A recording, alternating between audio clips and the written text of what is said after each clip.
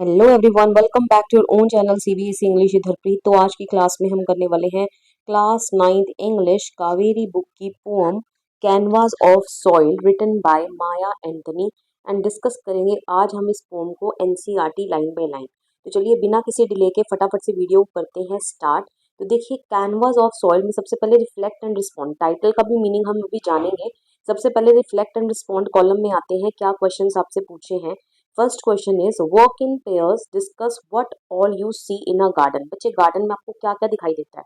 Garden में आपको हर जगह क्या प्लांटेशन नजर आता है, ठीक है, आपको हरियाली नजर आती है, आपको फ्लावर्स नजर आते हैं, आपको बर्ड्स चिपिंग करते हुए नजर आते हैं, आपको बटरफ्लाईज नजर आते हैं। तो कहने का मतलब गार्डन का जो नज़ारा होता है दैट इज वेरी अपीलिंग, ठीक है, देखने में काफी क्या लगता है, खूबसूरत लगता है, ओके, अट्रैक्टिव लगता है।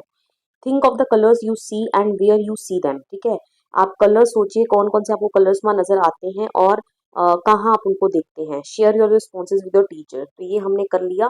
तो कलर जो भी आपको नजर आते हैं अलग अलग ब्राइट कलर्स के फ्लावर्स, तो वो आप यहाँ पर मेंशन कर सकते हैं। Next question is look at the picture of a garden and a painting given below, ठीक है, तो यहाँ पर बच्चे एक पेंटिंग बनाई हुई है और यहाँ पर एक एक्चुअल गार्डन है, ओके। तो बोल रहा है कि इन दोनों की जो पिक्चर है ना इसको देखो। Speak about any similarities between the garden and the painting, तो इन दोनों पिक्चर्स में आपको क्या सिमिलैरिटी नजर आ रही है वो आपने बताना है, ठीक है। तो यहाँ पर आपकी हेल्प के लिए नीचे पॉइंटर्स दे रखे हैं। तो first pointer is just as just as a garden dash similarly a painting dash, ठीक है।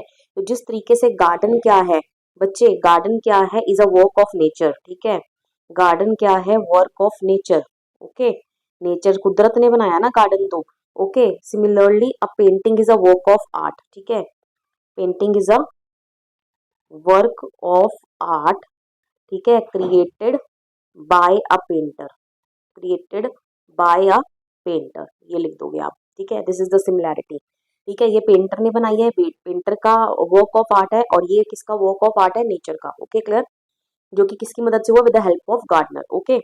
चलिए आगे बढ़ते हैं। A garden and a painting both, दोनों कैसे होते हैं बच्चे, बोथ आर ब्यूटीफुल, ठीक है, बोथ आर, यहाँ पर आप लिख देंगे ब्यूटीफुल, दोनों ही क्या लग रहे हैं, काफी ब्यूटीफुल लग रहे हैं, ओके क्लियर। चलिए आगे,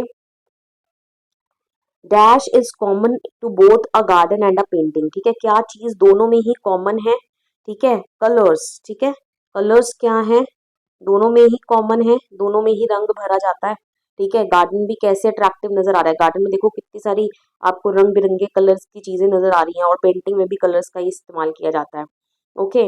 like a garden a painting too, ठीक है, पेंटिंग टू क्या है, पेंटिंग टू, जिस तरीके से गार्डन, पेंटिंग टू हम लिख सकते हैं यहाँ पे गिव्स अस जॉय, ठीक है, एंड पीस, राइट, जैसे पेंटिंग को देख के काफी जॉयफुल फील करते हैं, काफी सुखद फील करते हैं, इन द सेम मैनर गार्डन में भी जाकर हम कैसा फील करते हैं, काफी जॉयस, काफी पीसफुल, ओके क्लियर। चलिए आगे बढ़ते हैं। Let us acquaint ourselves with the meaning of palette hue and canvas. Acquaint का मतलब होता है अवेयर, ठीक है, हम जान ले कुछ मीनिंग्स के बारे में क्योंकि ये सारे वर्ड्स जो हैं आपकी पोएम में इस्तेमाल होंगे। फर्स्ट इज पैलेट, पैलेट क्या होता है बच्चे, अ थिन ओवल और अ रेक्टेंगुलर बोर्ड और tablet that a painter holds and mixes colours on, okay. जब पेंटर आपने देखा होगा यहाँ पर ऐसे पेंटिंग करा, नीचे स्टैंड पर उसने ये अपना फ्रेम स्ट्रक्चर जो है लगाया हुआ जिसके ऊपर वो पेंटिंग करेगा। तो यहाँ पर पेंटर खड़ा है, पेंटर के हाथ में एक बोर्ड होता है जिसके अंदर वो बहुत सारे डिफरेंट कलर्स को मिक्स करता है, ठीक है, तो इसी को बोलते हैं palette, okay clear. Next is hue, hue का मतलब क्या होता है, shade of colour, okay clear, तो रंग को बोलेंगे, शेड ऑफ अ कलर को बोलेंगे। कैनवास क्या है बच्चे, कैनवास हियर इज पेंटिंग, ठीक है, पेंटिंग का मतलब बच्चे यहाँ पर क्या हो गया, पहले कैनवास का जो डीप मीनिंग है वो जान लेते हैं। कैनवास का मतलब होता है, canvas is a kind of cloth, ठीक है, canvas is a kind of cloth on which a painter paints, ठीक है, on which a painter paints, ये आप लिख लेना। कैनवा एक तरीके का कपड़ा होता है जिसके ऊपर पेंटर पेंटिंग बनाता है, ओके क्लियर। तो चलिए बढ़ते हैं पोम की और, तो सबसे पहले टाइटल को जान लेते हैं। तो बेसिकली बच्चे यहाँ पर क्या है, कैनवास ऑफ सॉइल, यहाँ पर मेटाफोर यूज हो रहा है। तो टाइटल में ही आपकी जो पोएटिक डिवाइस लग रही है विच इज मेटाफोर, मेटाफोर मतलब जब दो चीजों में कंपैरिजन होता है बिना लाइक और एज वर्ड का इस्तेमाल किए। अब देखिए क्या मतलब, अभी अभी मैंने आपको बताया कैनवास और यहाँ पर बताया सॉइल। कैनवास क्या होता है? कैनवा एक ऐसा क्लोथ होता है, एक ऐसा पीस ऑफ क्लोथ होता है जिसके ऊपर पेंटर क्या करता है? पेंटिंग बनाता है, राइट। तो सिमिलरली जो गार्डनर है, बेसिकली यहाँ पर ना पेंटर और गार्डनर के काम को ना एक जैसा बताया गया है कि ये दोनों ही आर्टिस्ट हैं। पेंटर तो आर्टिस्ट है ही है क्योंकि वो अपनी कला जो है वो दिखाता है, ठीक है, पेंटिंग बनाकर, लेकिन गार्डनर भी किसी पेंटर से कम नहीं है। क्यों? क्योंकि वो अपने स्किल को यूज करता है, वो भी एक उसके जो एफर्ट्स हैं उससे एक ब्यूटीफुल लाइव गार्डन जो है वो क्रिएट होता है नेचर की मदद से, ठीक है। तो अब यहाँ पर क्या है, कैनवास वो जो क्लोथ है जिसके ऊपर पेंटर जो है वो पेंटिंग करता है, सिमिलरली गार्डनर के लिए जो कैनवास कौन है? सॉइल है, राइट। तो दोनों ही फाउंडेशन का काम करते हैं। जैसे पेंटर के पास अगर कैनवास ही नहीं होंगे तो वो किसके ऊपर पेंटिंग बनाएगा? In the same manner gardener के पास अगर सॉइल ही नहीं होगी तो वो किस पर अपना स्किल जो है वो दर्शाएगा, किस पर वो बीज बोएगा? ओके, तो दोनों ही किसकी तरह काम कर रहे हैं? Both serves as a foundation. तो यहाँ पर सोयल को किसके साथ कंपेयर किया गया है? कैनवास के साथ कंपेयर किया गया है, बिना लाइक और एज वर्ड का इस्तेमाल करें। आई hope so you get this. Okay, clear. चलिए आगे बढ़ते हैं, अब लाइन बाय लाइन एक्सप्लेनेशन करते हैं। पूरा डीप में आपको पोएम समझा दूंगी, कोई भी आपको प्रॉब्लम नहीं रह जाएगी, बस वीडियो को आप एंड तक जरूर देखिएगा। तो देखिए फर्स्ट स्टैंजा में क्या बोला जा रहा है? Palette of earth rich and deep where dreams of gardeners seed brush strokes of seeds planted through awaiting springs vibrant hue. तो देखिए फर्स्ट स्टैंजा पढ़ लेते हैं बच्चे। तो फर्स्ट स्टैंजा में पैलेट ऑफ अर्थ में भी बच्चे मेटाफोर लग रहा है क्योंकि अर्थ को ना पैलेट के साथ कंपेयर किया गया है। अब what do you mean by palette? Palette अभी आपको ऊपर मीनिंग बताया था। पैलेट एक ऐसे ओवल रेक्टेंगुलर बोर्ड होता है जो पेंटर अपने हाथ में लेता है जिसमें वो कलर्स मिक्स करता है, राइट। तो यहाँ पर अर्थ जो है ना, अर्थ मतलब क्या हो गया? Earth is basically soil. Earth पर क्या पाई जाएगी? सॉइल पाई जाएगी, राइट। तो गार्डनर के लिए जो अर्थ है, अर्थ मतलब ये जो सॉइल है ये एक पैलेट की तरह है, ठीक है। जैसे पेंटर पैलेट में क्या करेगा? कलर्स को मिक्स करेगा, ऐसे ही जो गार्डनर है वो अर्थ पर क्या करेगा? अर्थ में अपने जो बीज है ना वो मिक्स करेगा। ओके, क्लियर, सॉइल के अंदर। ऑल राइट, आई होप सो आपको क्लियर हो गया। रिच एंड डीप, अब ये जो अर्थ है ना ये कैसा है? काफी रिच एंड डीप है। रिच एंड डीप का मतलब क्या है बच्चे? अर्थ का मतलब क्या हो गया? Soil, right. तो ये सॉइल जो है काफी रिच एंड डीप है। रिच का मतलब क्या हो गया कि इसके अंदर सभी वो न्यूट्रिएंट्स हैं जो प्लांट की ग्रोथ को क्या करते हैं? सपोर्ट करते हैं। एंड काफी डीप है ये सॉइल। डीप है मतलब कि it's not just a soil, ठीक है, ये सिर्फ एक मिट्टी नहीं है। हमारे लिए सिर्फ एक मिट्टी मिट्टी हो सकती है, बट गार्डनर की नजरों से देखो, गार्डनर के लिए मिट्टी जो है ना दैट इज एवरीथिंग। क्यों? क्योंकि गार्डनर को मिट्टी में क्या नजर आ रही है? अपनी उम्मीदें नजर आ रही हैं जिसमें वो बीजों को बोएगा, ठीक है, और एंड रिजल्ट आउटपुट की वेट करेगा, ठीक है, एक आशा रहेगी उसको, एक होप रहेगी। Okay, clear. तो यहाँ पर ये डीप है क्योंकि देखो सॉइल कितनी डीप है कि रूट्स जो है कितना अंदर पेनिट्रेट करती हैं अर्थ के अंदर। तो इसीलिए ये अर्थ जो है, ठीक है, काफी रिच एंड डीप है। रिच मतलब इसके अंदर सभी मिनरल्स न्यूट्रिएंट सब कुछ है, ठीक है, जो सपोर्ट करेंगे प्लांट की ग्रोथ को। और डीप मतलब ये एंकर भी करेगा उस प्लांट को, ठीक है, उन बीजों को जब वो ग्रो आउट करेंगे, जर्मिनेट करेंगे, तो उनको एंकरिंग भी यही करेगा अर्थ, मतलब इनको सपोर्ट भी यही देगा। Okay, clear. चलिए आगे बढ़ते हैं। I hope so first line is clear. क्या बोला है? Palette of earth rich and deep where dreams of gardener seep, ठीक है, ड्रीम्स ऑफ गार्डनर सीप मतलब कि इसी अर्थ से अब से उम्मीदें हैं गार्डनर्स की। गार्डनर्स की जितनी भी ड्रीम्स हैं, होप्स हैं, वो इसी अर्थ में समाई हुई हैं, ठीक है। उसको इसी सॉइल से क्या है? आशा है, राइट, कि उसके एफर्ट्स का क्या मिलेगा? उसको रिजल्ट मिलेगा, उसको आउटपुट मिलेगा। Okay, clear. Brush strokes of seeds planted through awaiting springs vibrant hue. देखिए अब ब्रश स्ट्रोक्स ऑफ सीड्स को भी किससे? बेटा यहाँ पर भी अगेन मेटाफोर यूज हो रहा है क्योंकि सीड्स को ना ब्रश स्ट्रोक्स के साथ कंपेयर किया है। जैसे जब तक अगर पेंटर, मान लो ये उसके हाथ में पैलेट है, ये कैनवास बोर्ड है, ठीक है, पेंटर में उसने कलर पेंट कर लिए, लेकिन जब तक वो इसके ऊपर ब्रश स्ट्रोक नहीं चलाएगा ब्यूटीफुल पेंटिंग नहीं क्रिएट होगी। In the same manner gardener के पास सॉइल है, ठीक है, लेकिन जब तक वो इस सॉइल में सीड्स को मिक्स नहीं करेगा तो जो आगे का प्रोसेस है, ठीक है, बीजों के फूटने का, जर्मिनेट करने का, ठीक है, ग्रो करने का, वो आगे का प्रोसेस जो है वो स्टार्ट नहीं होगा। तो इसीलिए जो सीड्स का प्लांटेशन है उसको ब्रश स्ट्रोक के साथ क्या किया है? कंपेयर किया गया है। Okay, clear. क्योंकि ये दोनों ही ब्यूटीफुल क्रिएशन आगे करने में क्या करेंगे? मदद करेंगे। ये नेसेसरी स्टेप है to create a beautiful painting. ठीक है, पेंटर अपनी ब्रश स्ट्रोक करके ब्यूटीफुल पेंटिंग क्रिएट करेगा, जबकि गार्डनर बीजों को बोकर, ठीक है, जब वो बीज स्प्राउट हो जाएंगे, ठीक है, जर्मिनेट हो जाएंगे, तो आगे एक ब्यूटीफुल गार्डन जब आगे चल के तैयार होगा तो वो वैसी नेचुरल पेंटिंग जो है वो क्रिएट करेगा। Okay, clear.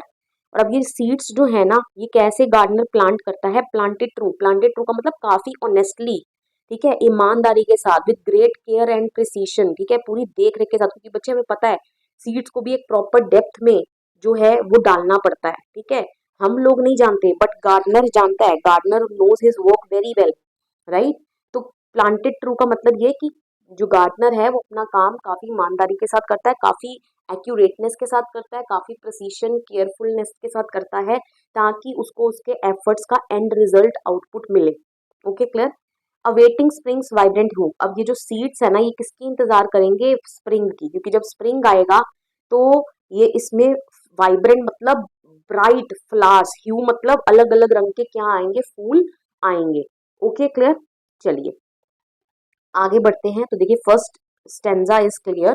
Palette of earth rich and deep, काफी रिच एंड डीप है, where dreams of gardener seep, ठीक है, इसी अर्थ से जो गार्डनर की उम्मीदें हैं सारी, अर्थ से ब्रश स्ट्रोक ऑफ सीड्स, ये सेकंड स्टेप है, इसको किए बिना ब्यूटीफुल जो है वो पेंटिंग क्रिएट नहीं होगी, not even by the neither by the painter nor by the gardener. Okay, clear.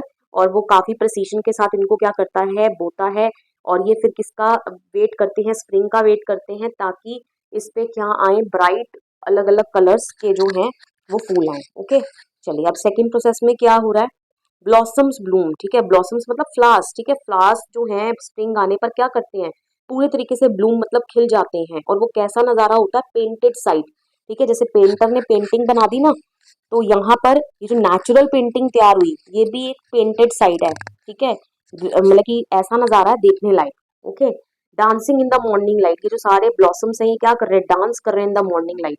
Okay, clear. तो यहाँ पर क्या यूज हो रहा है, पर्सोनिफिकेशन, राइट, क्योंकि ब्लॉसम्स क्या कर रहे हैं, डांस कर रहे हैं, और हमें पता है डांस करना जो है ह्यूमन पर्सन्स के लिए हम वर्ड यूज कर सकते हैं। ओके, और ब्लॉसम्स ब्लूम में बच्चे क्या लग रहा है, एलिट्रेशन लग रहा है, क्योंकि बा बा साउंड जो है वो स्टार्टिंग ऑफ द वर्ड जो है कॉन्सोनेंट साउंड रिपीट हो रही है। ओके, तो साथ साथ आपको पोएटिक डिवाइसेस भी बताती जा रही हूँ।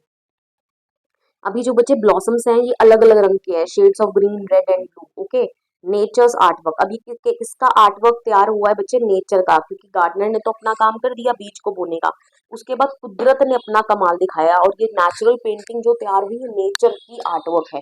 ओके, एवर न्यू, ये हमेशा ही क्या है, न्यू है मतलब रिफ्रेशिंग है, ठीक है, काफी पीस जो है, स्ट्रेस रिलीवर है, राइट, आपको हमेशा जॉयस फील करवाएगी। तो नेचर का आर्टवर्क इज एवर न्यू, ठीक है, कभी पुराना नहीं होता। आगे थर्ड स्टैंडा पे चलते हैं। Each plot a canvas wide, each plot मतलब बच्चे यहाँ पर हर एक specific land, piece of land की बात की गई है, जहाँ पर ये नेचर ने अपना कुदरत का करिश्मा दिखाया है, ठीक है, जहाँ पर गार्डनर ने बीजों को बोया है, अपने स्किल को किया है, और नेचर ने फिर अपना कमाल दिखाया है, और एक ब्यूटीफुल पेंटेड साइड जो है वो क्रिएट करी है। तो जो हर एक वो प्लॉट है वो क्या है, कैनवास की तरह है। कैनवास मतलब कैनवास पर ही पेंटर ने क्या करी है, ब्यूटीफुल पेंटिंग तैयार करी है। तो यहाँ पर ये जो पीस ऑफ लैंड है, इस पीस ऑफ लैंड के ऊपर ही क्या करा है, नेचर ने अपना कमाल दिखा के एक ब्यूटीफुल पेंटिंग तैयार करी है। तो ये बिल्कुल कैनवास की तरह है। Okay, clear. अगेन यहाँ पे मेटाफोर लग रहा है, क्योंकि हर एक पीस ऑफ लैंड को, ठीक है, जिस पर गार्डन है उसको कैनवास बोल दिया गया है। Okay, clear. तो where art and life coincide, ठीक है, तो अभी इसी पीस ऑफ लैंड के ऊपर क्या है, आर्ट एंड लाइफ कोइंसाइड कर रहे हैं, कोइंसाइड मतलब एक साथ एग्जिस्ट कर रहे हैं। ओके, एक साथ दो चीजों का एग्जिस्टेंस को बोलते हैं कोइंसाइड। बच्चे आर्ट किसकी एग्जिस्ट कर रही है, गार्डनर की, ठीक है, गार्डनर का स्किल, आर्ट मतलब कला, तो गार्डनर के पास कला थी बीजों को बोने की, और लाइफ मतलब नेचर ने उसके अंदर क्या करी, लाइफ भरी, राइट। तो नेचर और मैन का इंटरकनेक्शन बताया गया है, ठीक है, कि मैन, नेचर जो है वो मैन के ऊपर डिपेंड है, मैन के एक्शंस के ऊपर, और मैन भी इनडायरेक्टली किसके ऊपर डिपेंडेंट है, नेचर के ऊपर डिपेंडेंट है, क्योंकि पता है हमें नेचर से बहुत सारी चीजें मिलती हैं, बिना नेचर के मैन अपना सर्वाइवल जो है वो नहीं इमेजिन कर सकता, राइट। क्लियर हो गया। In the hands of those who till, Gardner's become painting still, तो ये in the hands of those who till, कौन टिलिंग करता है बेटे, टिलिंग का मतलब होता है वही खुदाई करके बीज अंदर डालना, ठीक है, तो ये टिलिंग कौन कर रहा है, गार्डनर कर रहा है, राइट, ये गार्डनर करता है, तो बोल रहा है वही गार्डन बनाते हैं जो कैसे लगते हैं, बिल्कुल पेंटिंग्स की तरह लगते हैं। स्टिल, स्टिल मतलब जैसे पेंटर ने एक पेंटिंग तैयार कर दी ना, ठीक है, तो ऐसे ही जो गार्डनर पेंटिंग तैयार करता है, जो एक पेंटिंग तैयार करती है, वो भी किसी आर्टिस्टिक वर्क से कम नहीं है। मतलब कि पेंटर ने जैसे अपना मास्टरपीस बनाया ना, तो ऐसे ही ये नेचर का जो मास्टरपीस तैयार हुआ with the help of gardener, ठीक है, ये भी पेंटर के मास्टरपीस से कम नहीं है। Okay, clear. तो बेसिकली गार्डनर और पेंटर के वर्क को एक जैसा बताया गया है, दोनों ही क्या है, क्या क्या एक तरीके से आर्टिस्ट हैं। Okay, clear. तो चलिए एक बारी इसका हम समरी भी देख लेते हैं, जहां पर आपको ये पोम और अच्छे से क्लियर हो जाएगी। तो देखिए सबसे पहले meaning of the title, title का क्या मीनिंग है। Canvas is the surface upon which a painter creates their work, ठीक है, कैनवास एक ऐसा मटेरियल होता है, क्लोथ होता है, जिसके ऊपर पेंटर जो है अपनी पेंटिंग बनाता है। ओके, क्या हो गया ये, चलिए। By calling the soil a canvas, तो यहाँ पर पोएट ने सॉइल को क्या बोल दिया, कैनवास बोल दिया। The poet suggest that garden plot is not just a dirt, ठीक है, गार्डन का प्लॉट जो है वो डर्ट नहीं है, but a space for creativity, ठीक है। तो ये जो सॉइल है ना, ये क्या है, ये कैनवास की तरह ही है, ठीक है, ये वो कैनवास कपड़े की तरह ही है, जिसके ऊपर गार्डनर जो है क्या करेगा, अपना स्किल दिखाएगा, ठीक है। But a space for creativity, ये स्पेस है किसके लिए, गार्डनर के लिए, जिस पर वो क्रिएटिविटी दिखाएगा and artistic expression. Okay, clear. चलिए, earth has a painter tool, earth को पेंटर टूल के साथ कंपेयर किया गया है, जैसे पैलेट बोला है ना। The poet describes the earth as a palette, poet ने अर्थ को किसके साथ कंपेयर किया है, पैलेट की तरह डिस्क्राइब करा है। A board use to mix colours, ठीक है, this is where gardeners plant their dreams and hard work. Okay, तो यहाँ पर गार्डनर्स क्या करते हैं, अपनी ड्रीम्स को प्लांट करते हैं, कहने का मतलब बीज बोते हैं, राइट। तो जैसे पेंटर इस पेंट पैलेट पे क्या करता है, कलर्स को मिक्स करता है, ऐसे ही अर्थ पर गार्डनर क्या करते हैं, बीजों को मिक्स करते हैं। Okay, clear. Rich and deep का क्या मीनिंग है, फिर रिच एंड डीप है। The word rich suggest that soil is fertile, है ना, सॉइल क्या है, फर्टाइल है, फुल ऑफ न्यूट्रिएंट्स है, नीडेड टू सपोर्ट लाइफ, ठीक है, जो भी न्यूट्रिएंट्स चाहिए लाइफ को सपोर्ट करने के लिए। वाइल डीप का मतलब क्या है, refers to the space available for roots and seeds to take hold. Okay, deep का मतलब ये है कि जो स्पेस, ठीक है, ये अर्थ प्रोवाइड करेगा उन उस बीजों की जड़ों को, ठीक है, सीड्स टू टेक होल्ड, ठीक है, और सीड्स को जगह देगा डेप्थ में, ठीक है, उसको बोला गया है। Just as a painter uses a palette as a foundation to mix colours and begin a painting, the rich and deep earth serves as a foundation where life is nurtured. Okay, तो again देखो compare किया है, जैसे कि painter palette को use करता है, ये फाउंडेशन है जिसमें वो कलर्स को मिक्स करता है एंड बिगिन अ पेंटिंग, और अपनी पेंटिंग बनानी शुरू करता है। In the same manner the rich and deep earth, ठीक है, तो अर्थ कैसा है, काफी रिच एंड डीप है, ये एक फाउंडेशन की तरह सर्व करेगा वेयर लाइफ इज नर्चर्ड, जहां पर बीजों को बोया जाएगा और फिर उन बीजों को जो है न्यूट्रिशन मिलेगा और वो स्प्राउट करेंगे। Okay, clear. The poet describes this earth as the place where dream of gardener seep, ठीक है, ड्रीम ऑफ गार्डनर सीप, ये ही वो अर्थ जगह है जहाँ पर गार्डनर्स की जो ड्रीम है वो सीप करती है। इसका मतलब क्या है, this means that the hopes, hard work and plans of the gardener are literally poured into the soil in the form of seeds, ठीक है। तो इसका मतलब ये है बच्चे कि गार्डनर की सभी उम्मीदें, होप, हार्ड वर्क, ठीक है, और जो भी प्लान है इनके, वो पोर किए जाते हैं सॉइल के अंदर, कहने का मतलब बोए जाते हैं सॉइल के अंदर, किस फॉर्म में, सीड्स की फॉर्म में। ओके, अब फ्रेज प्लांटेड ट्रू लिखा था, इसका मतलब क्या है, refers to the careful and deliberate way seeds are placed in the earth, ठीक है, ये एक ऐसा तरीका है जिस केयरफुल और इस डेलिब्रेट मतलब एक स्पेसिफिक वे है इसमें सीड्स को अर्थ के अंदर प्लेस किया जाता है, और वो क्या तरीका है, केयर एंड प्रिसीजन, उसके लिए काफी केयर देख रेख करनी पड़ती है। जैसे literally planted true means that the seeds have been planted at the correct depth, ठीक है, उनको करेक्ट डेप्थ पे डालना पड़ेगा with proper care needed for them to grow successfully. Okay, अगर करेक्ट डेप्थ में नहीं होंगे तो वो जर्मिनेट नहीं करेंगी। सिंसेरिटी एंड इंटेंशन को भी वो शो करता है। It implies that gardener has planted these seeds with sincerity and hope. Okay, कि गार्डनर ने किस तरीके से इन सीड्स को बोया है, सिंसेरिटी के साथ, ठीक है, एंड होप के साथ। Just as an artist makes a true और accurate brush stroke on a canvas, ठीक है, जिस तरीके से आर्टिस्ट क्या करता है, ट्रू का मतलब एक्यूरेट ब्रश स्ट्रोक करता है कैनवास के ऊपर, राइट, एक्यूरेट ब्रश स्ट्रोक करता है, ऐसे ही गार्डनर का जो एक्शन है ये पर्पसफुल होता है, ठीक है, एंड ऑनेस्ट होता है। क्या पर्पस होता है इसको, ensuring that dreams of Gardner's will eventually Bloom, ठीक है, क्योंकि उनको ये उम्मीद है, पर्पसफुल है इनका ये जो उद्देश्य पूर्ण है जो ये काम कर रहे हैं। क्यों, क्योंकि इनको लग रहा है कि जो हम सीड्स डाल रहे हैं इस उम्मीद में कि कल को ये ब्लूम भी करेंगे, कहने का मतलब इन पर फूल आएंगे जो खिलेंगे। Okay, clear. Reliability of nature भी शो करता है, इसका मतलब ये है it suggest a sense of trust in the natural process, ठीक है, कि गार्डनर जो है वो काफी उम्मीद लगाकर बैठता है नेचर के ऊपर, नेचुरल प्रोसेस के ऊपर। If the work is done true, कि उसको उम्मीद है कि अगर वो अपना काम ठीक तरीके से करेगा, करेक्टली एंड विद हार्ट, पूरे दिल से करेगा, the result will be beautiful vibrant hue when spring arrives, ठीक है। तो उसका रिजल्ट क्या निकलेगा, नतीजा क्या निकलेगा, वाइब्रेंट ह्यू, वाइब्रेंट ह्यू मतलब ब्राइट ह्यू, कलरफुल नजारा होगा जो देखने को मिलेगा जो स्प्रिंग के दौरान होगा। Okay, clear. चलिए, सीड्स को बच्चे ब्रश स्ट्रोक्स के साथ कंपेयर किया है। Planting seeds is compare to making the first brush stroke on canvas, ठीक है। जो सीड्स का प्लांटेशन है उसको जब पेंटर पेंटिंग करनी स्टार्ट करता है तो पहला जो ब्रश स्ट्रोक चलाता है ना कैनवास के ऊपर, उससे कंपेयर किया गया है। These seeds stay in the ground, ये ग्राउंड में ठहरते हैं, waiting for the spring season to bring out their bright colours, ठीक है।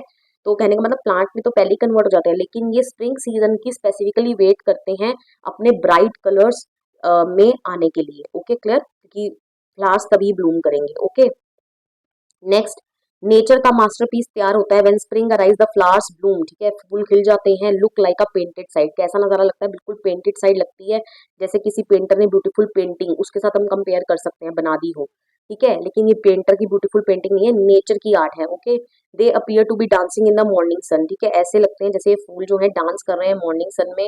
The various colours green, red and blue are seen as nature's own ever changing art work, ठीक है। तो ये ब्यूटीफुल कलर्स जो है, अलग अलग कलर के फ्लावर्स जो है वो देखने को मिलते हैं, तो नेचर का क्या है, कमाल है, नेचर की आर्ट वर्क है। ओके, देन लास्ट स्टेंजा में, art and life together, every garden plot is seen as a white canvas, ठीक है। हर एक गार्डन प्लॉट को किस तरीके से देखा गया है, वाइट कैनवास के रूप में देखा गया है।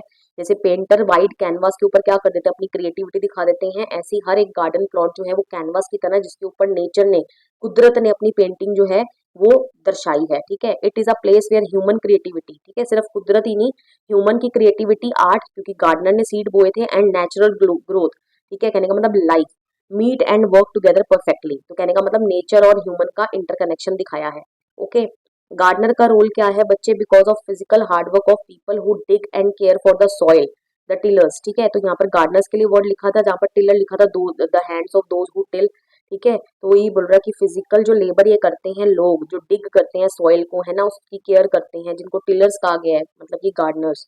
The garden is transformed into a still painting, ठीक है। तो उनकी मदद से गार्डन जो है वो किसमें ट्रांसफॉर्म हो जाता है, एक स्टिल पेंटिंग में ट्रांसफॉर्म हो जाता है, ठीक है। स्टिल पेंटिंग का मतलब है बच्चे a timeless piece of beauty, ठीक है, जिसकी टाइमलेस पीस ऑफ ब्यूटी का मतलब कि ऐसी ब्यूटी जो एवर लास्टिंग है, ठीक है, कभी खत्म ना होने वाली है।